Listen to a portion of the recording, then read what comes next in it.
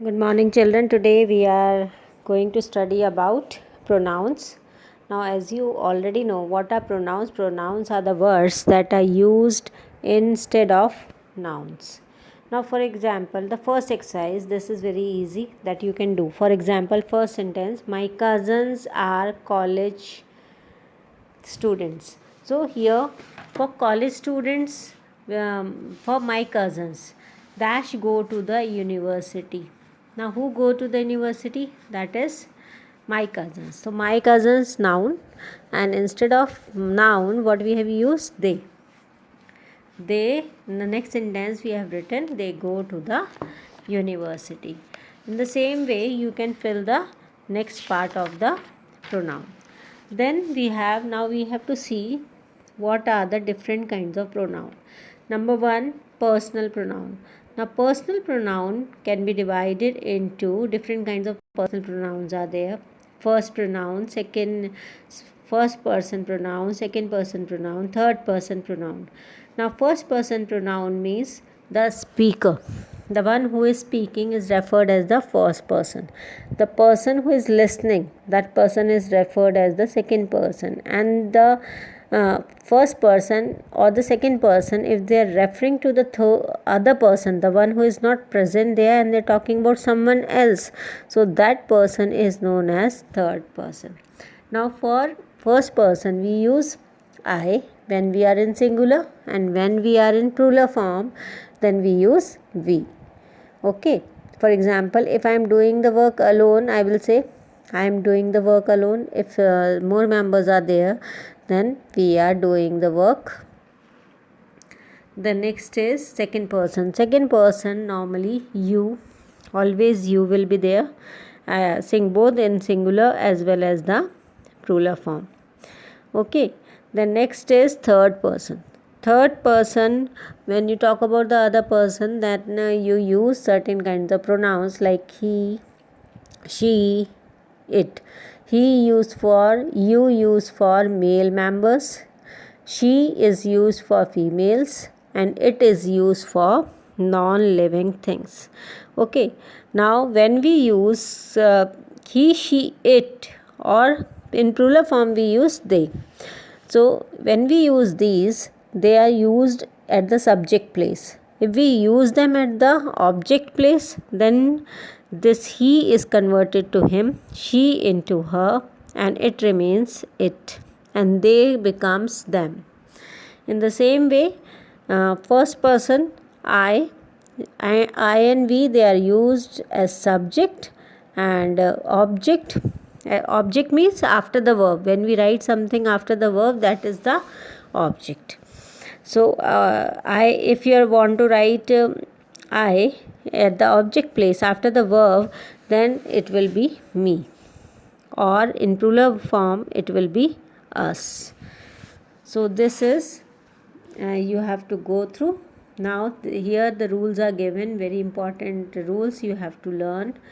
In case reference to be made by two or three persons, sometimes what happens, in a sentence we get two or three persons together, then how should we choose? Okay, now if pronouns are given, like for example second person pronoun is given and the first person pronoun is given, so what you are going to choose? You will choose second person. What is written? Second person between first and second person. Like for example, if it is given you and I, so what we are going to write? You in the beginning, I later on. We cannot write I and you. We'll write you and I. In case of first and third person, we use third person first and first person later. So that is she and I. In case of second and third person, we'll write second person first and then the third person. You and she. These are the three things that you have to learn, and accordingly you will be doing B exercise according to the same way. Like for example, my teacher and I. So here my teacher is the second person or the third person, the third person will be written first and I will be written later. In the next one, I think, you and me. So what will come? You and me, I and you, or me and you, or you and I. So which is the correct one? You and I. So according to these rules, you have to fill these personal pronoun. So you do this exercise, and now we have possessive pronoun. Possessive pronoun means like some people, when they possess something, they own something. For example, this house is mine. So the words like mine, this book says hers, hers, his, all these words, they are the possessive pronoun which I use to show ownership or the possession. For example, you see, the house you see over there is ours. So ours is possessive pronoun. So they have given the list here. I in possessive pronoun, personal pronoun है, I is personal pronoun, and possessive pronoun will write mine. Personal pronoun we converted to ours in possessive pronoun. You, yours, he, his, she, hers, they, theirs. So this is the second type of pronoun that we have done. Then the third type of pronoun is reflexive pronoun. Now reflexive pronoun means these are the pronouns that are used to refer back to the subject in the sentence. For example, we are talking about the same person, like Tina fell and hurt herself. So it refers to Tina only. Okay. Tina fell and hurt herself, and it takes the word self after it. I treated myself. So it refers to the subject only. So they are known as reflexive pronoun. We tried to repair the television ourselves. Reflexive pronoun for emphasis. Sometimes we emphasize on that. So what we do? We write that reflexive pronoun. Now see, emphatic is not given, I think, in your book. So you learn only this. Reflexive only, and this is the list given here. I will be converted to myself. It will take self. We into ourselves, you into yourself in singular, and yourselves in plural form.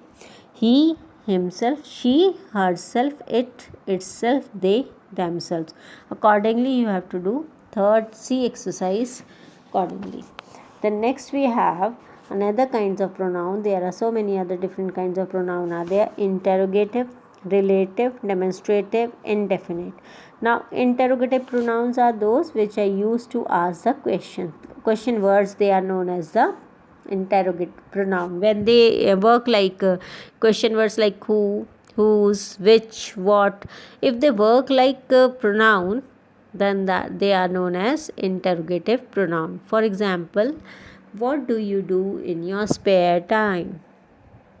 So what is replaced by the name, that is the noun. Of these two bags, which is yours? Okay, so that these kinds of words, when they are used as pronoun, they are known as interrogative pronoun. In the same way, relative, they refer to something mentioned earlier in the sentence, or they are used to join two sentences.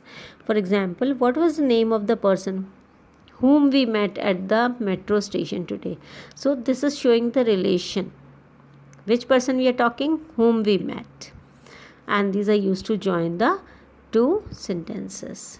And these are the words like who, whom, whose, which, that, they are used as relative pronoun. Demonstrative means, the word demonstrative means those words like which are used for demonstration, for showing an experiment. Which are the words we use? We use this, that, those, these. Okay, to point out and identify specific nouns, we use demonstrative pronouns. For example, we have two lists. I will check this one and you check that. Understood? So which words we have used? This and that. This and that, they are known as demonstrative pronoun. Distributive pronoun. I like the photo. Let us take the second example also. I like the photographs. These are very nice. So for photographs, we use the word these. And these, they are used for pointing out something. pointing out what? Photographs. So these are demonstrative pronoun. Distributive, in distributive what comes? Like the words like each, either, neither, all these words, they will come in the distributive pronoun. And if they are they work like pronouns in the sentence, then they are known as distributive pronouns. Then we have indefinite pronoun. Indefinite pronoun refer to a person or a thing in general way, do not point to a specific person or thing. In general way, when we talk about, then we use indefinite. Okay, when we are not sure of and we are talking in general. Let everyone, like the words like everyone, someone, somebody, we are not pointing to a particular person. We are saying someone, somebody, something, everyone, everybody, everything, anyone, anybody, anything, no one, nobody. So this is known as general. When we are talking about, that is known as indefinite pronoun.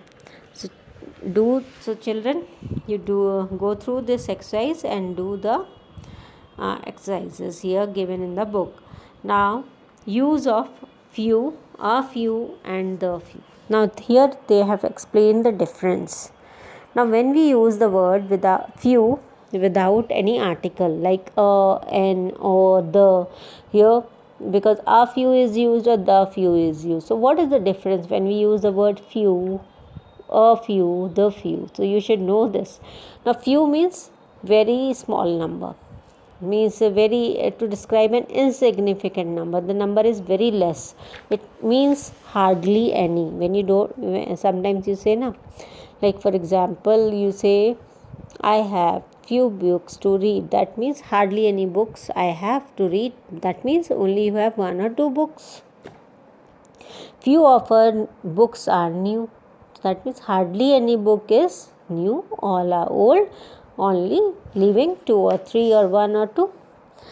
A few refers to a small number, but which the speaker consider significant. Means it is a small number, but you know okay, that it is a significant number, it is a large number. For example, I met a few of my classmates. Means you know how many, means few of your classmates, that you know that you can say the number. Okay, then you can use the word a few. The few refers to the small number of something specific. When you know the exact number, it always identifies or denotes a specific noun. The largest portion of the country's wealth belongs to the few who are very rich. The few. Here means you know who are those few. So when you are sure of the, then you use the. When you are not sure of how many number, but the number is small, then you use a few. And when you have hardly anything, then you use simply few. So that is the difference. So go through the exercise and do the exercises in your book. I send the answers later on. Till then, stay safe.